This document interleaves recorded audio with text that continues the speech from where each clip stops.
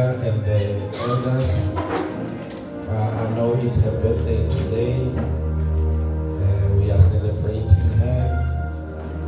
And I know Abu Baba, Batenge Roma Kausi, Namagauni, Nabo, Medes churches people may celebrate about many pele ya makausi. Sesinawo maningi. Hallelujah. Shoda namathaya eyimoto.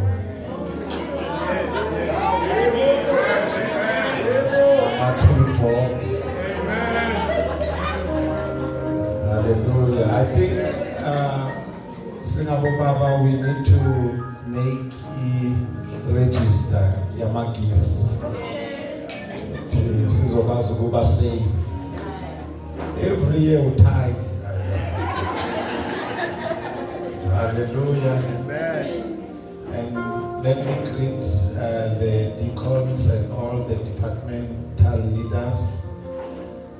Abazalwane bonke abavunyelwe uNkulunkulu ukuthi sizohlanganyela. Ngibona nesithandwa sami lapha, uMama Dlamini, Nkosi yami, isithandwa senhliziyo. So happy to see her. uNkulunkulu naye. Izalwane zazingithwele lezi. Years back. Amen. Without any waste of time, if we can go to the book of Hosea, chapter number 2. Hosea chapter number 2. We are reading verse number 14 to verse number 16. Masesi Tolile Ningsize Hosea chapter 2 verse 14 to 16. Therefore, behold, I will allow her, will bring her into the wilderness, and speak comfort to her. I will give her vineyards from there, and the valley of Echo as a door of hope. She shall sing there as in the days of her youth, and as in the day when she came up from the land of Egypt. And it shall be in that day, says the Lord, that you will call me my husband, and no longer call me my master. Amen. Sithole ngesizulu. Ngakho-ke bhekani, ngiyakumyenga, ngimholele ehlane, ngikhulume enhlizweni yakhe. Kulapho-ke ngiyakumnika izivini zakhe, nesigodi i-akhore sibe ngumnyango wethemba. Uyakuphendula lapho njengasezinsukwini zobusha bakhe, nanjengosuku lokukhuphuka kwakhe eGibhithe.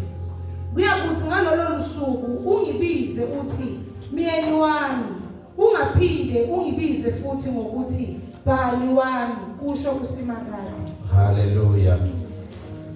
Izwi lenkosi leli bandla lithi amen.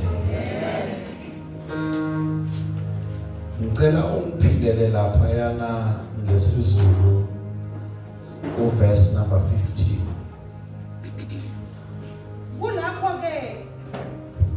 Kulapho-ke niyakumnika izivini zakhe, nesigodi i-akhore sibe ngumnyango wethemba. Uyakuphendula lapho njengasezinsukwini zobusha bakhe, nanjengosuku lokukhuphuka kwakhe eGibhithe. Hallelujah. Umsebenzi wami ulula namhlanje, Eldazwane.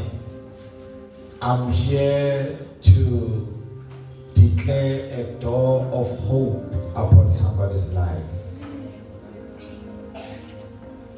Ngizomemezela ethokoza ukuthi nawo umnyango wethemba uyavuleka.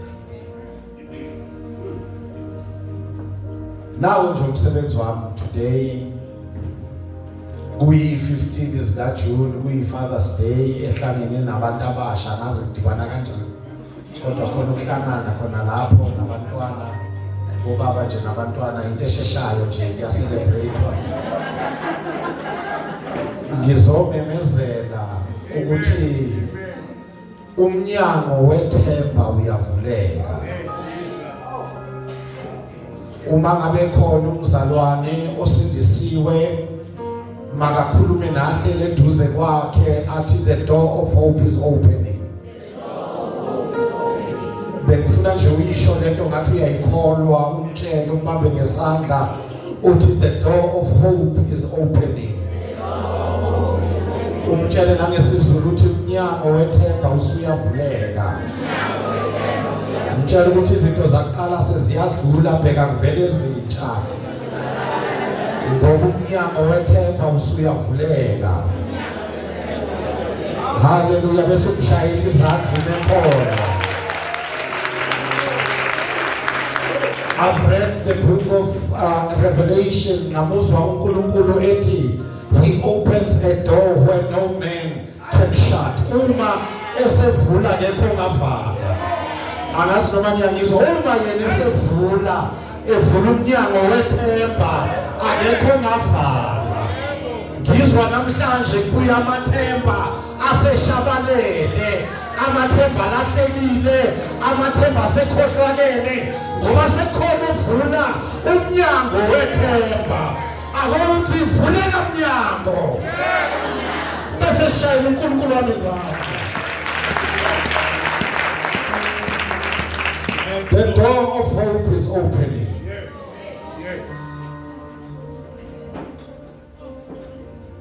There are so many things that are happening in life. I'm talking about negative things that makes us to lose hope. Ayikho into ebuhlungu njengokuthi khamba ithemba. If I may tell you something, it is not because of faith that people kill themselves. When you see somebody committing suicide, it doesn't mean they don't have faith in God. But the challenge is, hope is gone.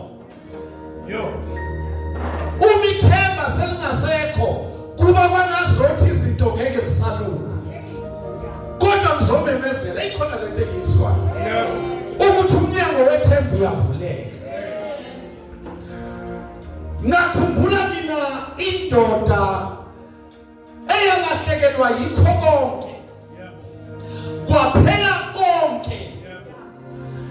And usathane esecabanga ukuthi uqedile. Phela makuphela izinto kube kwangazothi angeke kusalunga, kuba kwangazothi nethemba lishabalele.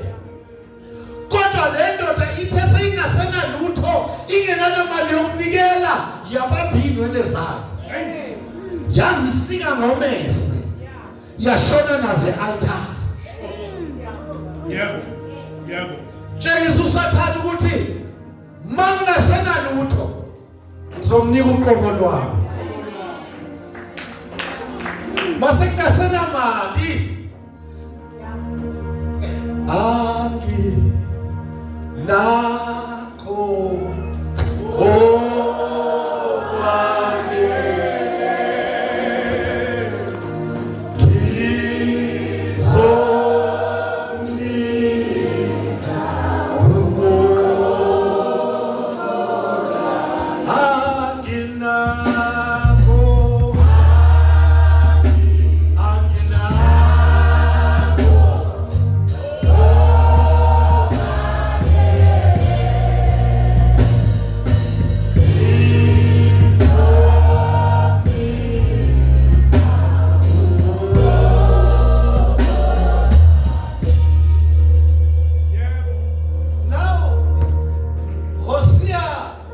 began his ministry to Israel during the final days of King Jeroboam II. Under whose guidance, Lord Jeroboam, Israel was enjoying political peace. And there was also material prosperity.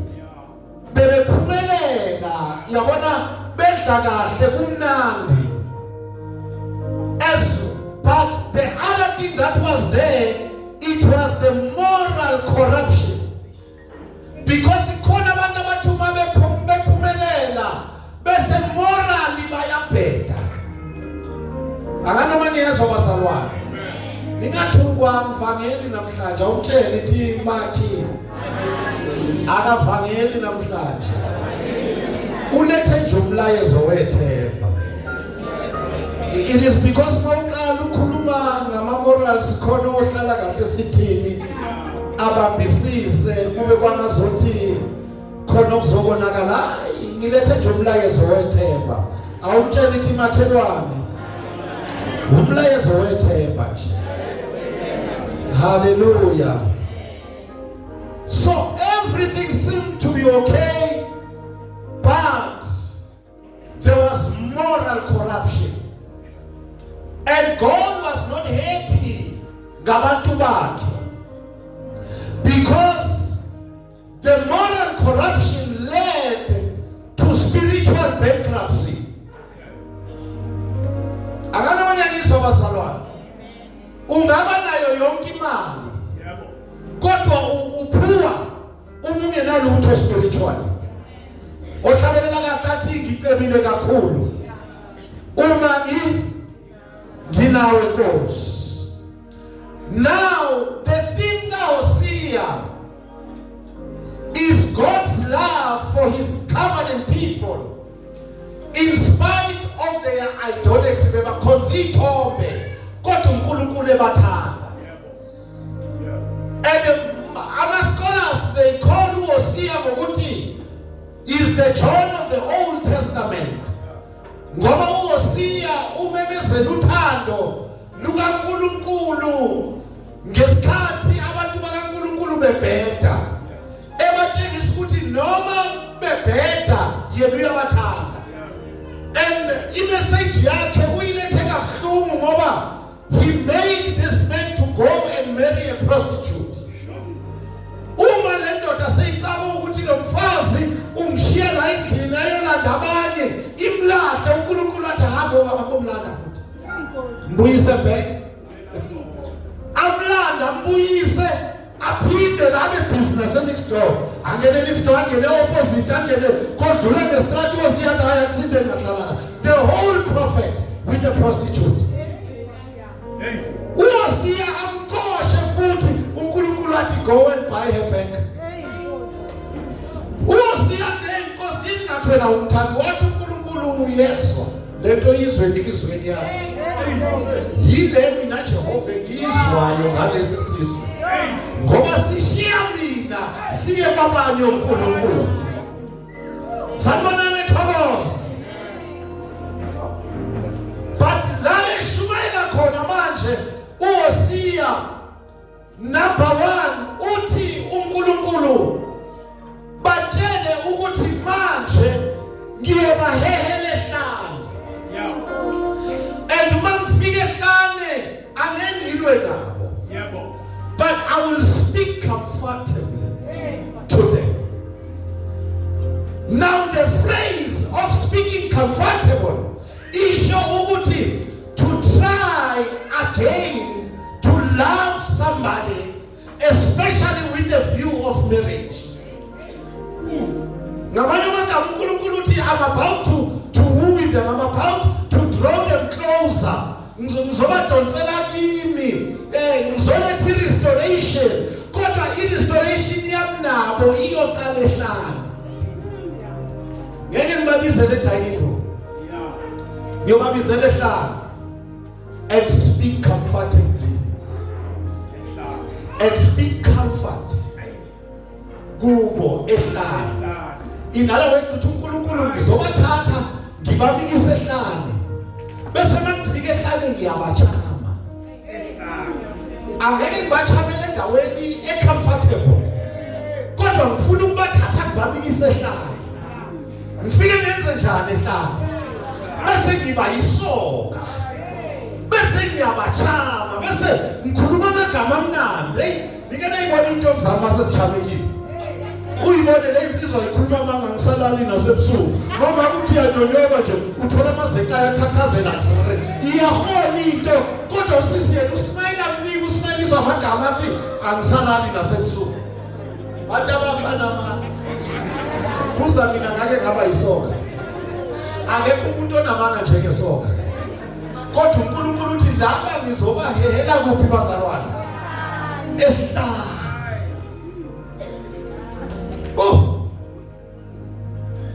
zobahehela ehlane. I will bring them to the wilderness.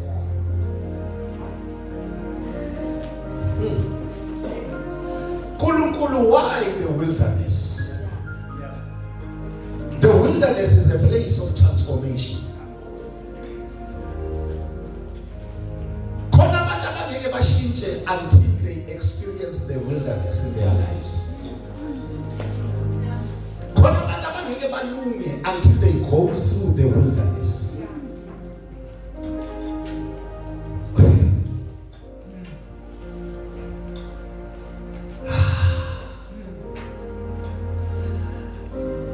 Awubheka umarket itshintsha mzalwane.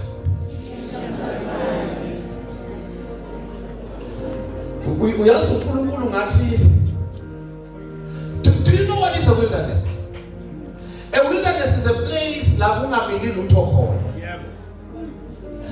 Uyabona abanye abantu uma besabona izinto ikhula phambi kwabo akulula ukuthi bamthande uNkulunkulu. Usabona nemali yakhe ikusebenzela, ubona ama relationship akho esebenza, ama connection akho ekusebenzela, kukhona isikhathi la uNkulunkulu mayesefuna ukudila nawe akuthatha kumikise endaweni la even nabantu connected nabo they run away la ocabanga ukuthi unabantu endaweni eziphezulu balikhohlwe negama lakho.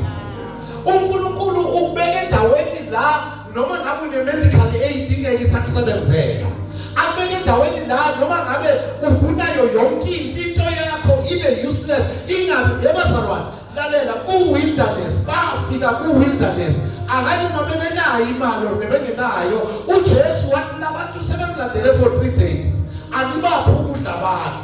Wathi omunye inkosi la uyabona ukuthi sikuphi siyothenga phi noma ngabe imali sinayo. Ngoba i-wilderness yindawo ye-encounter. It's a place where you must encounter your God. Indawo ye-revelation ukuthi noma ngabe yonke into seyifeyilile bese uyayibonakalisa. Bakhona bazalwane. Somebody say the door of hope is opening. Kuyamanaza ukuthi mawufunda ngesiHebheru igama elithi wilderness negama elithi speak acishe asiphelwe ngokufana. Yeah. Pindukhulu moya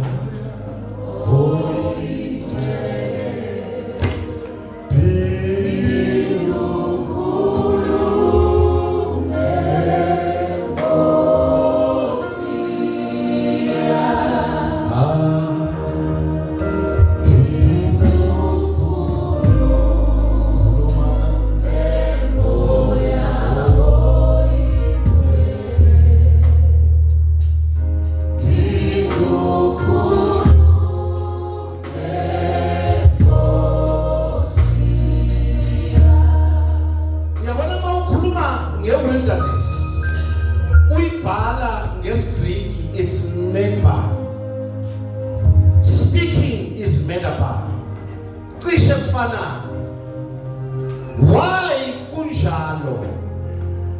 Wilderness or the desert, it's a desolate place where God makes a significant appearance and speak to his people. Mama bheka abantu uNkulunkulu abasebenzisile kwayisona isizwe sakaIsrayeli waqala ehlane.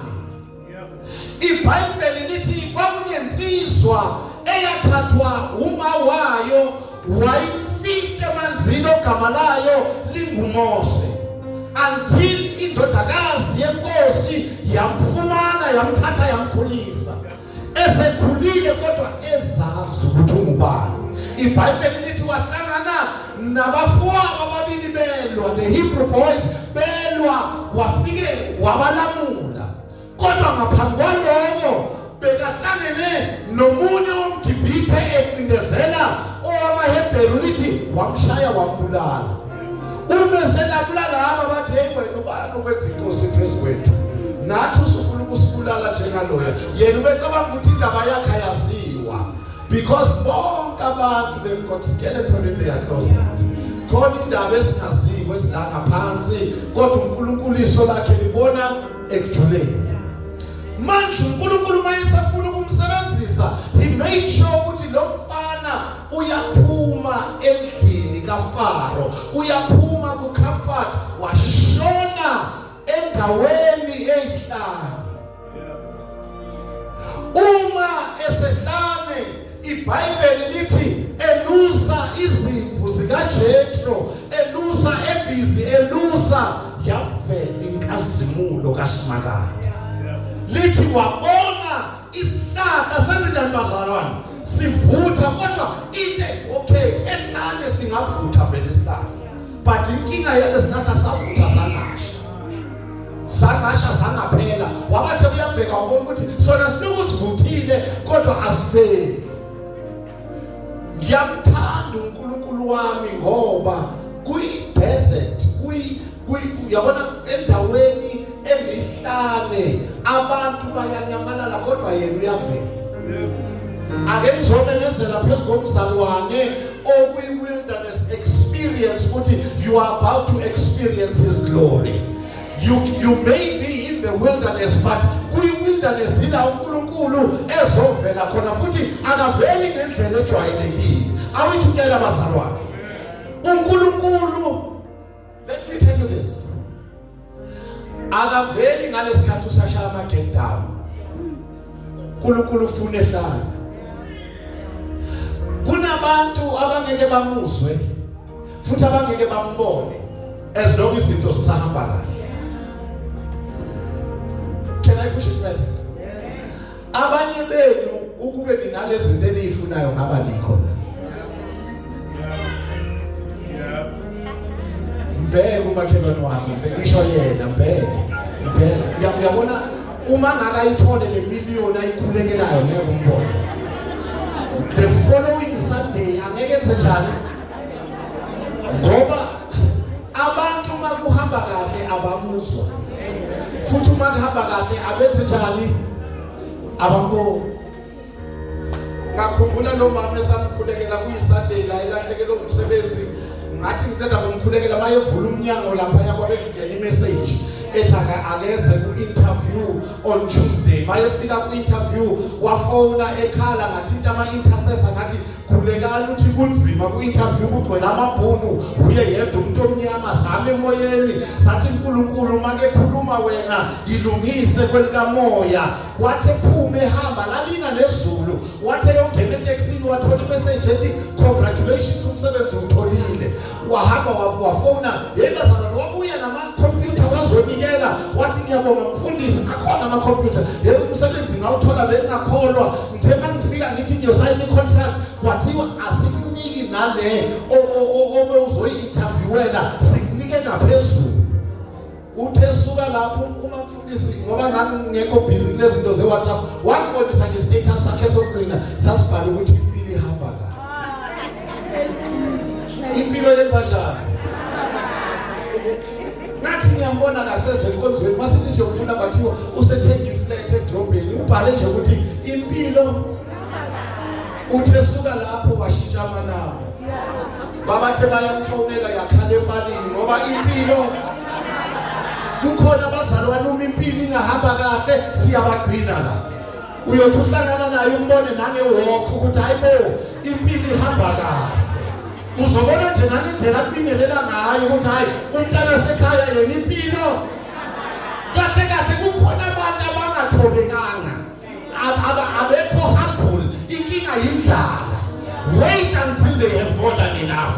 Uzobona yabazalwane imali ayimshintshi umuntu kodwa imali iveza uqobo lwakhe. Khona abantu ngabona ukuthi hey wathoba lo bhuti kanti ubroke.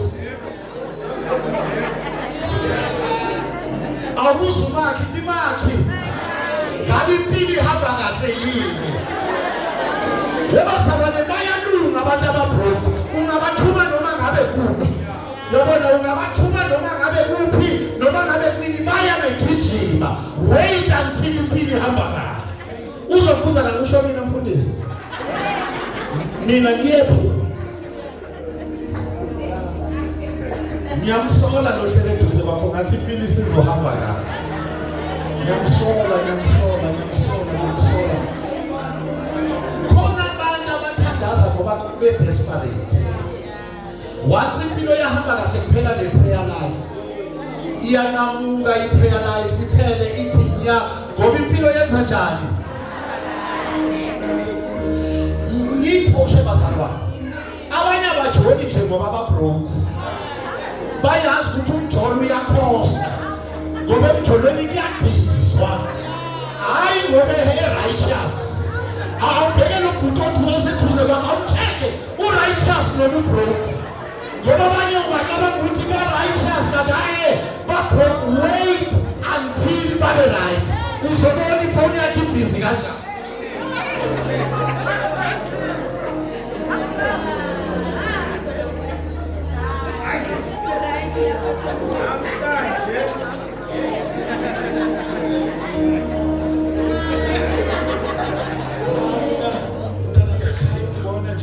I'm a man of one woman. Sitshele ukuthi you are a man of one woman. Uma sekunamazira ambalwa kwi-bank account, sitshele sizokholwa okwamanje unje asikakazi ukukholwa.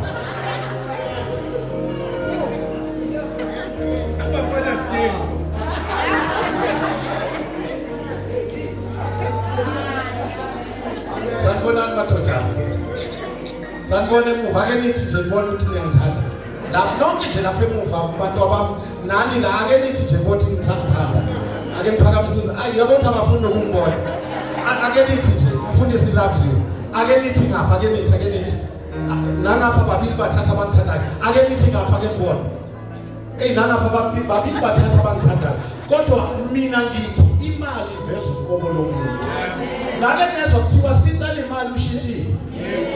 Angashintshanga kuvele yena.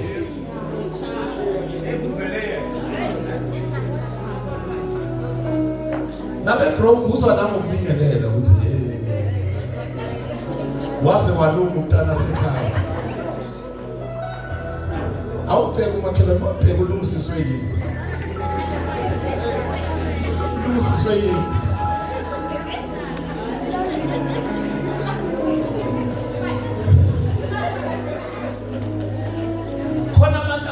Uma beba right akutshele manje mina ngahamba manje. Mina manje. Sisincenga nani vele.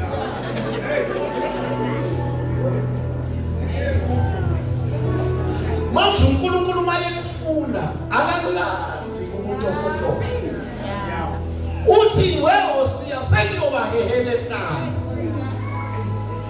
Ukuze ngizokwazi ukuyibonakalisa. Sometimes hayi ngoba uyahlupheka une-appointment namazulu. God is about to show up. Nethi ukuthi mawuright uhlala usesiqukwini. Khona labantu ukuthi ngabe right nje hlala kugcwele abangani kuyaphithizela abantu. Yabona kuhlala kungena nje yabona kubashintshana manje khona nami indoda engiyaziyo emzalwa nayo bekungavusana right yabona kungavusana futhi ubethi make phuma ubethi make sebenza iviki le night shift make phuma ekseni ngolesina akasabuyeli akadilei umavusana ngezi bese ziyangena imoto mathandaze nje sikabo 12 ziyapaka imoto insizwa neintombi kuhle kumnandi uzothi bathi ukhona umavusana khona umavusana imoto kamavusana ngiyizwe ijika ngekhona ngoba bengafaka enye sound ezwakalayo uyizwe ukuthi awaqhamuka umavusana waqhamuka wait until zonke lezi zinto zashabalala abantu bakamavusana banyamalala khona abantu ocabanga ukuthi banawe kanti bafuna lezi zinto nazo angazi noma niyezwa sometimes uNkulunkulu uyamyeka ungene ehlane so that azorivila ukuthi uhamba nabo bani. Khona umavusana nabo sisi bakhona bazofuna umavusana yafutha umavusana ayi ibikhanya ihamba kancane imoto kamavusana kwaqala kwaphela umsebenzi. Yaqala yancipha inamba kaMavusana.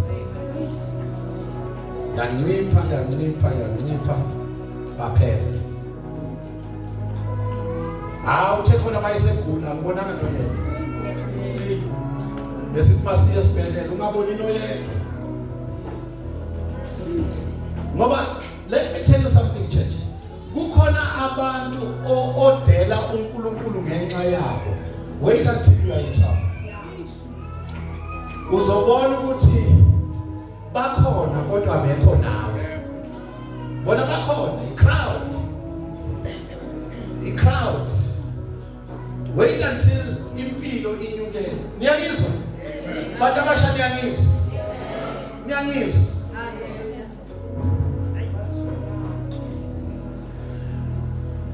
And kunabantu, as long as i-bank account right, people kaNkulunkulu abalizwa. Noma ngakhuluma kanjani.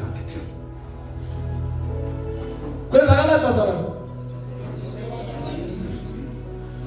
Azakhumbula le ndoda eyicula ithi angilaleli mawunemali.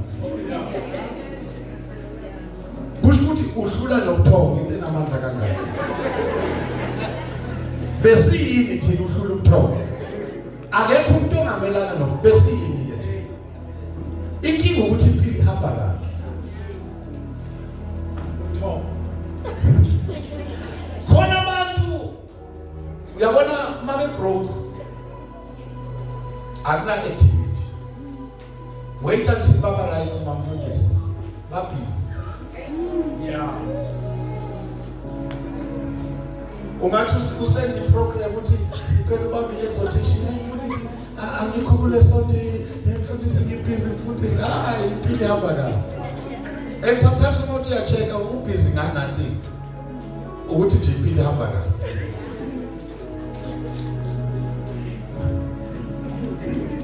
Abanye mabe broke can't wait even to lead the intercession. Mfundisi kumfaka nini? Encourage intercession.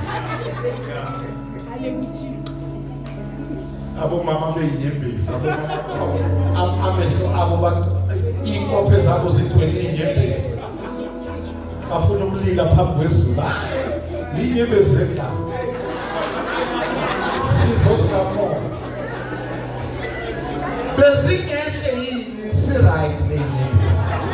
Ke simkhalela uNkulunkulu si right. Akanoma lezo basala yonke into ihamba kahle ke sivala ama fridge. Sifuna ubuso bakhe, sifune yena.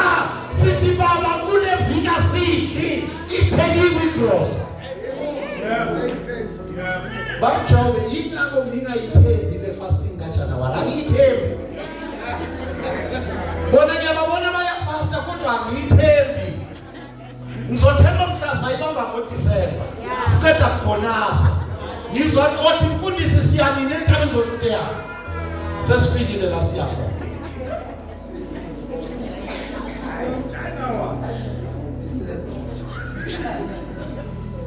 Kodwa ehlale bazalwane. uNkulunkulu akavelanga wabanika yonke into abanayo. Uthe ngizobadonsela ehlala. Angibafuni esiphithiphithi. Ngibafuna bebodwa.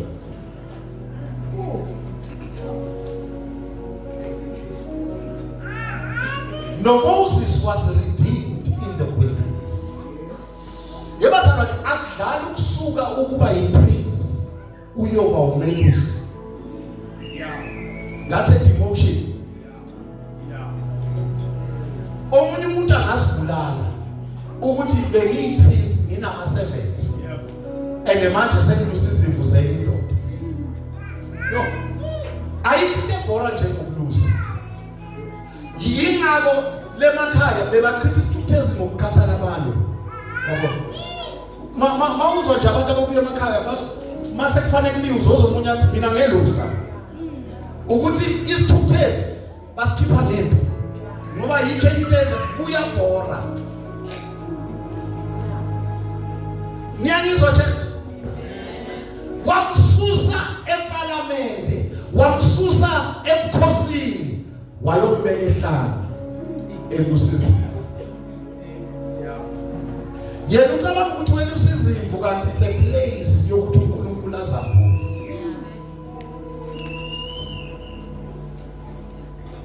uNkulunkulu wethu unendlela yokusiveza la sesingasenalutho khona. Uma sekuphela yonke into, kuphela abangani, kuphele konke onakho, bese uNkulunkulu uyasiveza. Ake ngimemezele njengomprofeti, kukhona uNkulunkulu azosiveza kuye emva kwale nkonzo. God is about to reveal himself. Uzombona ngendlela ongakaze wambona ngayo, uzomuzwa ngendlela ongakaze wamuzwa ngayo.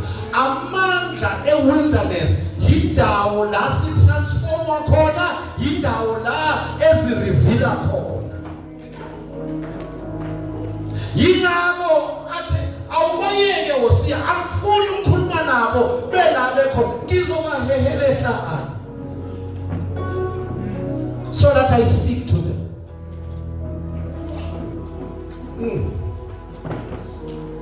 Mawufundi Exodus chapter 3 verse 2, we are told ukuthi ehlane yila uNkulunkulu wavela gloriously and dramatically ngomlilo. Wavela ngomlilo. Niyangizwa church? Umuzi ohlabelela kahle athi sibona galise tatina woyako sabule kulena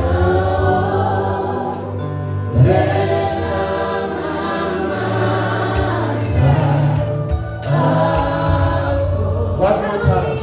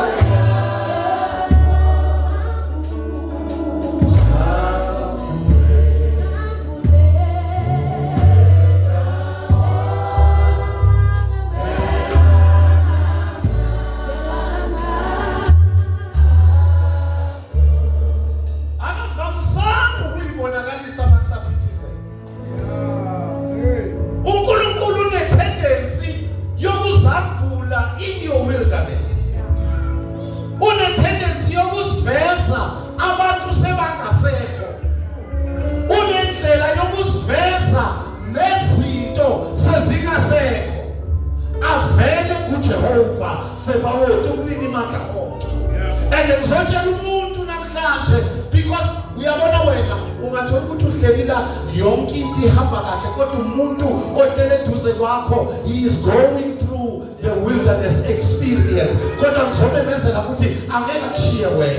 He's about to show up. Niyangizwa church?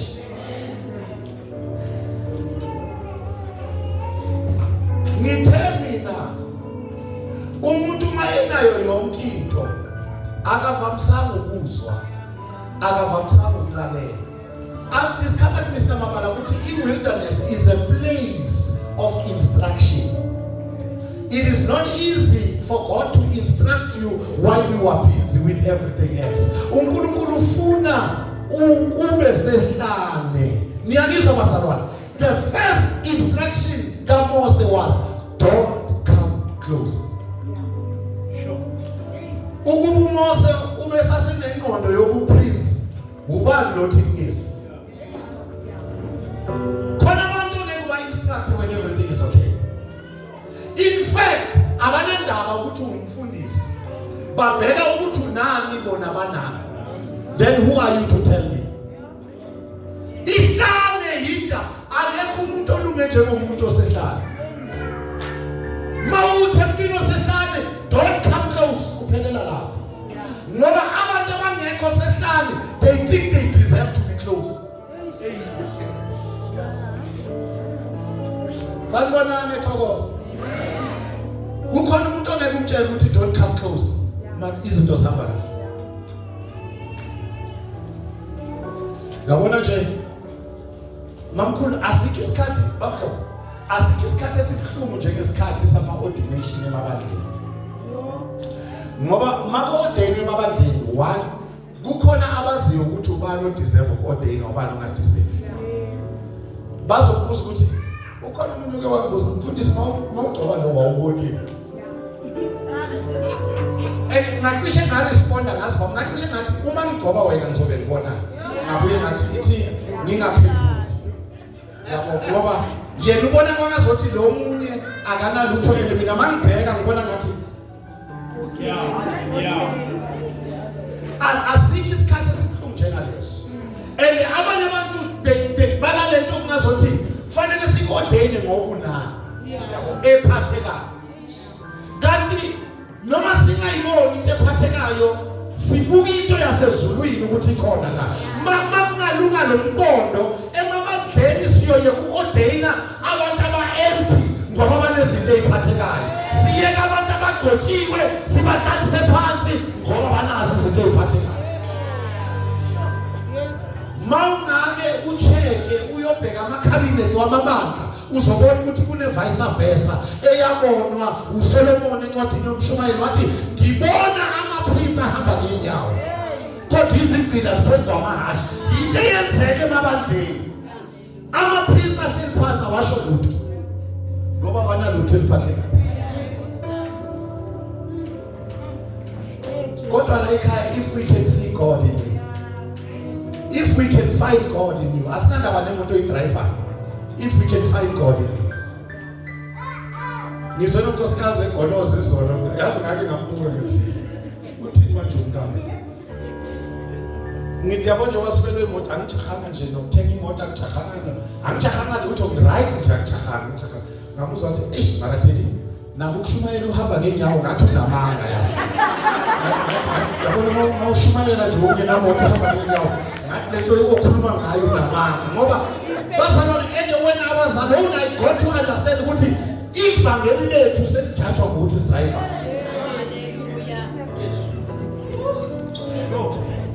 Akusajajwa ngamandla sebabheka ukuthi uhamba ngani. Sabule kule ndawo vela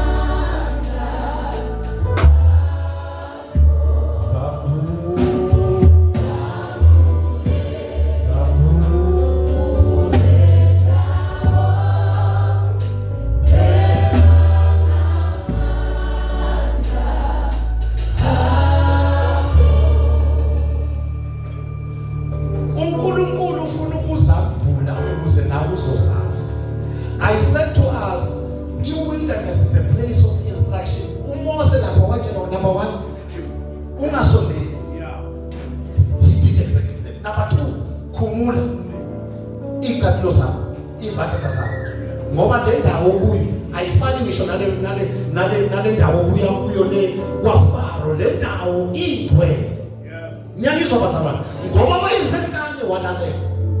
But kunalento le bazalwane, apart from God revealing himself, kunezinto uNkulunkulu afuna ukuziveza kuwe ongazi ngazo. Kunabantu abangazi ngabo, you don't know about the first question uNkulunkulu ezoveza ukuthi uMosubani wambuza ukuthi yendo uphethe esandleni. Ngoba kwesinye isikhathi sinokuphatha izinto esingazazi ukuthi sinamandla kangakanani.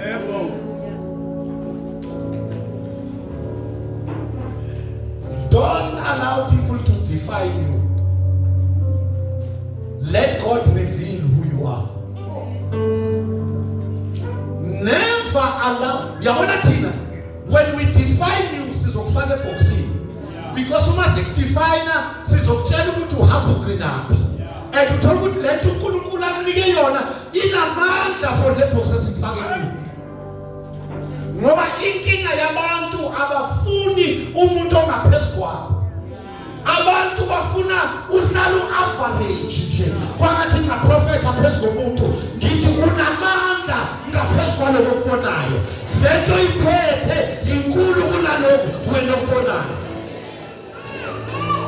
Awumsize siprofete bheka umakhelwane uthi my neighbor. Unamandla kunalokho okubonayo. Ithi unamandla kunalokho okubonayo. Bese uyamtshela ukuthi lento iphethe. Inamandla ngaphezulu kokucabanga kwakho. Inkinga ayikakabhulwa.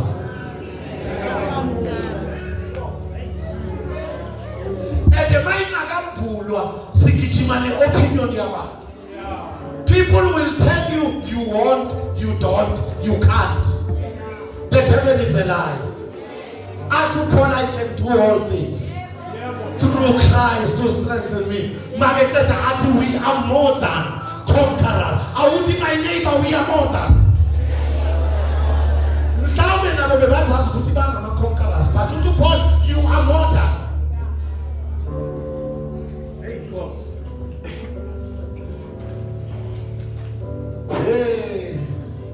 Zinsizwa zami mhlawumbe nina nizitshela ukuthi lento yenu yokudlala niphelele la kanti lento eniphethe inkulu kunethokoza. Yebo ithokoza incane kakhulu kunalento. Hayi sengiyaprofeta ngithi nje wena ucabanga ukuthi lento yokudlala nje ukuthi abomama beze bazokubingelela ngemali kanti lento inkulu kunalento eyenzeka la inkulu. Kahle kahle ngiyazwa kuneminyaka evulekayo egameni likaJesu. Kuneminyango evulekayo, iminyango engingakaze nayicabanga, iminyango engingakaze nayiphupha. Bazalwane lalelani, we are moving from glory to glory.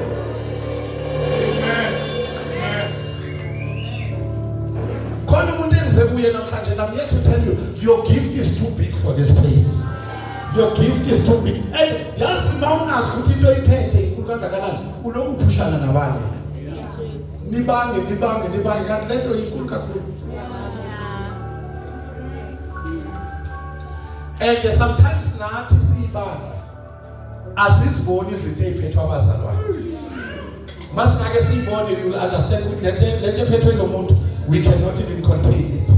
Angesikwazi nokuyigcina, sina room elanele nokuyigcina. Kunabantu uNkulunkulu abathwala izinto ezinkulu nekubona abakazi and balalela intshumayelo yabanye. But you must have the sword of the Spirit, which is the word of God. Ufane noJesu uthi it is written. Magethu Sathane awulutho uthi it is written. I am fearfully and wonderfully made. Niyangizwa bazalwane, kulotshiwe. May God reveal to you who you are. Yazi inkinga yenu ikuphi? Nijahela ukuthi abantu bantshele ukuthi ningabobani. Mina nje ngifuna umuntu angitshele ukuthi ngubani ngoba ngiyasazi. Hlabelela kahle nomama athi I know who I am. Athi I'm walking in power. I'm walking in miracle. I live a life of faith. Umuntu omusha kumele usazi. Uzazi ukuthi ubani, uzazi ukuthi uphetheni. Mose phetheni esandleni. Yena ubecabanga ukuthi uphethe induku nje yokukhuza inkomo nezimvu. Kanti akazi ukuthi uphethe into evululwana. Wakhala iphethe. Into emangazayo. Wakhala enzeni bazalwane? Eyiphethe. uNkulunkulu wathi Moses ukhalelani? Wathi yini kanti lesesandleni sakho? Ukhohliwe ukuthi lento yenzene ehlala. Wathi thatha lento iphakamisele phezulu. Wathi angayiphakamisa ulwandle lafuleka. Some of you nikhala ngepoverty niphethe into enkulu. Ngiyahlumela mina uphetheni. Awubuza makithi makuphetheni.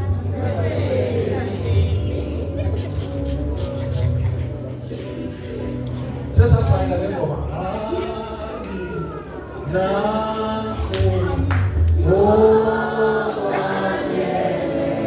Lapho kusho ukuthi ophethe into enkulu. Azangene emoyeni.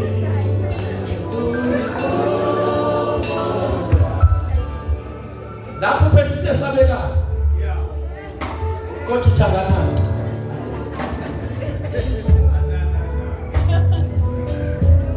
Let me speak over your life. Your gift is too much. Your gift will open doors for you. He is ready. Your gift will bring you amongst great people. Uyabona lo muntu ohlele eduze kwakho? Phethe into.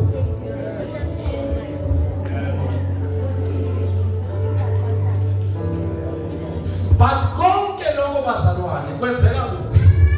Yonke le revelation yenzeka kuphi?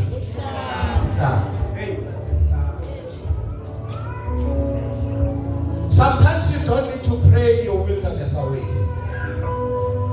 You need to pray for more revelations while you are in the wilderness. Uthi Nkosi zambule bese uyangibula nawe. Niyangizwa church?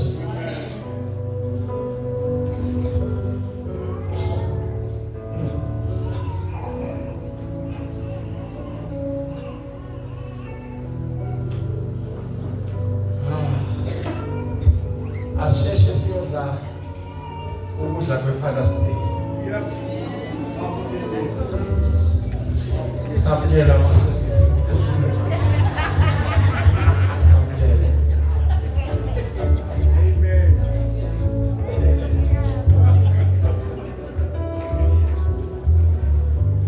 La sifunde khona ukuthi uNkulunkulu ngo-Hosea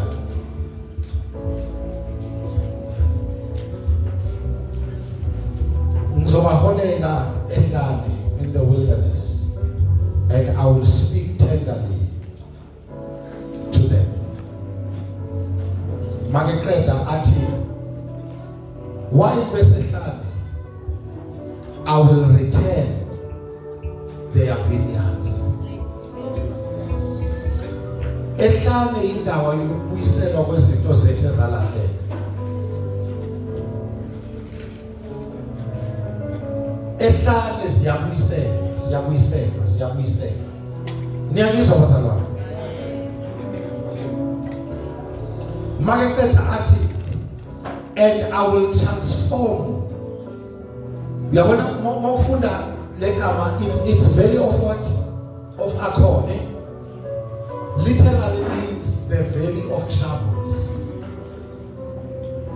Uthi khona lapho in the valley of troubles I will open the door of hope. Right in the middle yenkinga uNkulunkulu wami unamandla wokuvula umnyango wethemba. Niyangizwa bazalwane? Why uNkulunkulu avula umnyango wethemba? It simply means that your desert experience will not last long. Sometimes ungacabanga ukuthi njoba useyinkingeni kuze kube phakade, but inkinga zakho will never last long. And I'm here to declare like a prophet, phezu kwempilo yakho, the door of hope is opening in your life. Umnyango wethemba wenzeka bazalwane. Uyavuleka, and akagcini ngokuvula umnyango wethemba. He gives you back your vineyard. Ubuyisa izinto ezalahleka. Anagcini lapho athi he will bring us to a closer relationship with him. Lalela uthi you will no longer call me master, but you will call me my husband. Okusho ukuthi from today we're going to have an intimate relationship with him. Ohlabelela kahle athi njalo sothandana naye nalana konale abisoze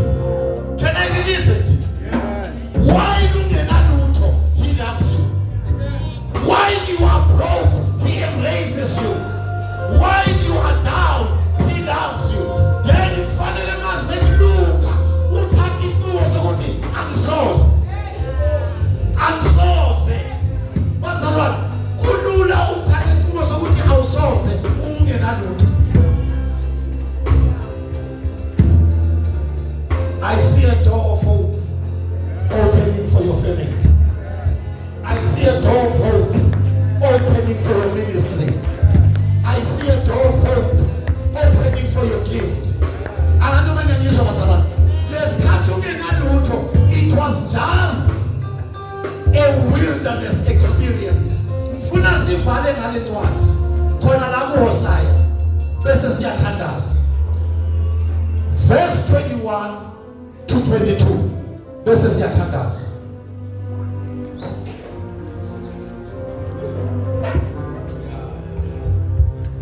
Awuthi makhelwane likhona ithemba.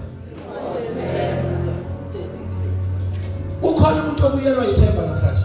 Usebenza umuntu. Khona umuntu obuyelwa ithemba namhlanje.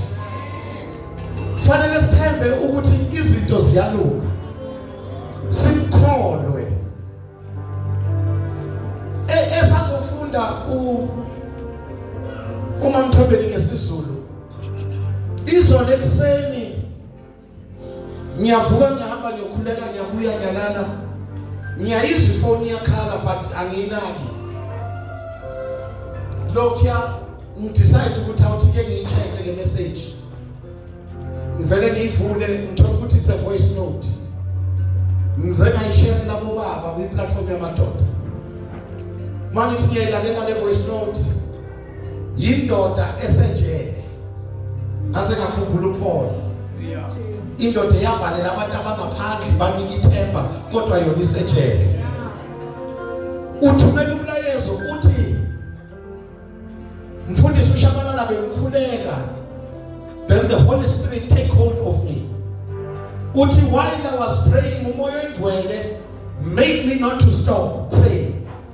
Uthi angutshela ukuthi you have overcome. Ngoba kukhulu uNkulunkulu akufake kimi.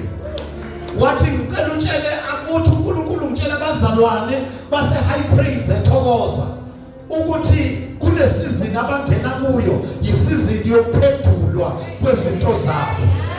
Yisizini yokubuyiselwa kwezinto zabo. Wathi ngicela ubatshele ukuthi uNkulunkulu uthi angibatshele ukuthi izibusiso ziyeze ethokoza because they have already overcome. Kukhuluma umuntu osejele uyokhulula abangaphandle. I say the door of hope is opening.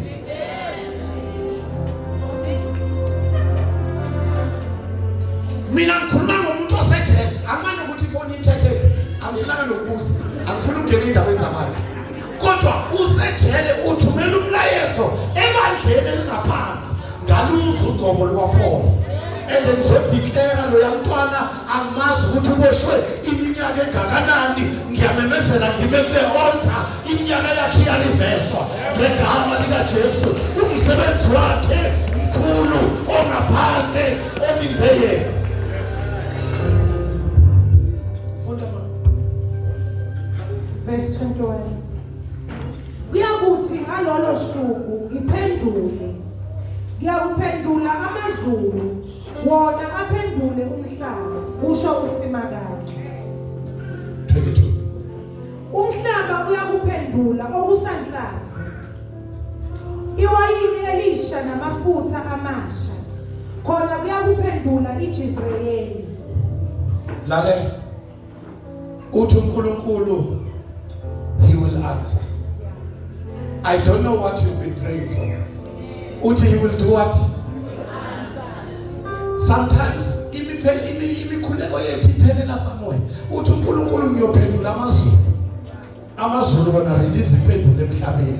Khona abantu egade bethandaza bela impendulo zabo zingakafiki. May God release your answers in the name of Jesus. May he release your replies in the. I don't know what you've been praying for. I don't know what you've been waiting for. But uNkulunkulu namhlanje ngomnyango wethemba uyavuleka. Somebody shout nasi impendulo. Awubaba makhelwane ngesandla ethi na impendulo yakho. Ithi God is about to answer your prayer. Ithi receive your prayer.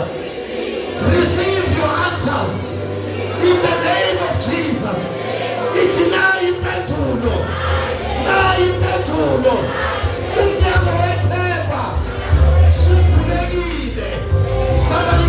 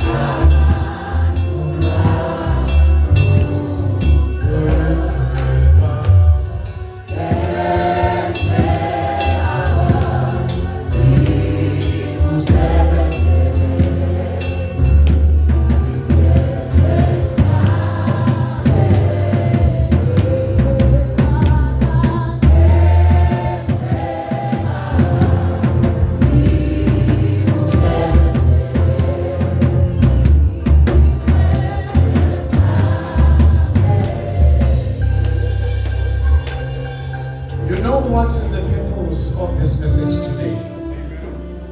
Ukuthi ngizokucela ukuthi ungabusaya kwamanye amathemba. Likhona ithemba elipheleleyo. And his name is Jesus. Angiyazi yini le ebengalungi ekhaya lakho empilweni yakho. But ngizokhuluma njengomprofeti namhlanje ukuthi umnyango wethemba uvulekile. You thought your prayers will never be answered ever again, but uthi uNkulunkulu ngizophendula amazulu. Amazulu aphendula umhlaba. Umhlaba uphendula imbewu. Whatever you have planted, it shall come and it shall flourish. Khona umuntu okholwayo namhlanje. Ngiyezwa in the spiritual realm khona umuntu angiyazi lento obuyilindele. You've been waiting for too long. Ubulindile, dani ulindile. Let me just release it over you. Mangabe nguwe, lift up your hands. Angiyazi lento obuyilindile. Thank you, Holy Spirit. Baba naba abantwana bakho. You have promised us today that the door of hope has been opened, and you have promised us that you will answer. Uzopen lezi zakhe iphakemeyo zibuke and favor them. I pray your grace upon each and every one. I pray your favor in the name of Jesus. Impendulo yabo, Heavenly Father, say accelerator. We are bringing it to speed, oh God. Magube inteshesha ukuze kuzobuya ithemba. Let there be a sign after this service that you have already answered them. Show them something that will make them to hope and believe again. Show them, Master Jesus. Bangabakho Nkosi wazizuzela bona ngegazi. Impendulo zabo moya egcwele mazehlele phezu kwabo njengamanje. In the name of Jesus we pray. Somebody shout amen. Bese shayina uNkulunkulu wethu izandla. Siyakholwa ukuthi umnyango wethemba uvulekile. Ngicela uyabona mawufunda lithi iBhayibheli, he will even return their singing. Kuzobuya ihubo lendumiso enhlizweni yakho. Angeke usavuka ngenyembezi kodwa uzovuka ngendumiso. Akushayile uNkulunkulu wami izandla. Shayile uNkulunkulu wami izandla. Shayile uNkulunkulu wami izandla.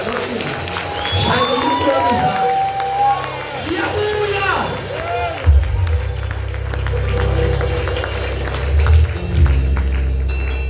Thank you, Jesus. The only thing that delay abantu is to undermine the anointing. You must know who to tolerate ekhaya. Lunamali. Olwe impembu. Olwani. Babzwana.